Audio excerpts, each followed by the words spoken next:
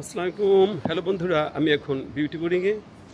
এটি বাংলা বাজার লাগোয়া ১ নং শ্রীদাস লেনে অবস্থিত। ইতিহাস এবং ঐতিহ্যের অংশ হিসাবে বিউটি বোর্ডিং অনেক বিখ্যাত। আমি বিউটি বোর্ডিংকে আপনাদের সামনে উপস্থাপন করার চেষ্টা করছি। ১৯৪৯ সালে প্রহ্লাদ সাহা এবং তার ভাই নলিনীমোহন সাহা ১১ কাঠা জমির উপর এই বিউটি বোর্ডিং গড়ে তোলেন। নলিনীমোহন সাহার বড় মেয়ে বিউটির নামানুসারে এই বোর্ডিংয়ের নাম হয় বিউটি বোর্ডিং। একসময় কবি, সাহিত্যিক, বুদ্ধিজীবী, রাজনীতিবিদদের মিলনমেলা ছিল এই বিউটি বোর্ডিং।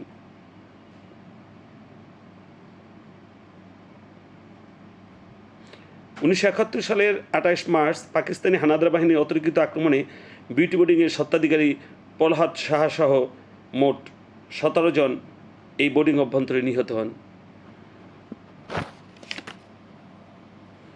এই বোর্ডিংয়ে আছেন প্রায় ২৫টি কক্ষ, নিচতলায় আছে অফিস রুম আর রেস্তোরাঁ। বিউটি বোর্ডিং মানি আড্ডা। কবি শামসুর রহমান, সৈয়দ শামসুল হক, সমর দাস, আব্দুল গাফফার চৌধুরী, কবি আল মাহমুদ, আহমেদ সফা এখানে নিয়মিত আসতেন। আখতারুজ্জামান ইলিয়াস, নায়করাজ রাজ্জাক, জুয়েল আইস, অলিয়াহাদ সবার কদমই এখানে পড়েছে।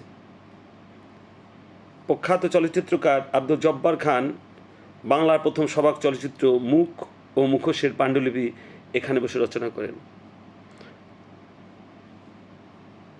আজ এটি কোনো রকমে টিকে আছে, তবুও বিউটি বোর্ডিং আমাদের মাঝে থাকুক, আমাদের হৃদয়ে থাকুক সবসময়।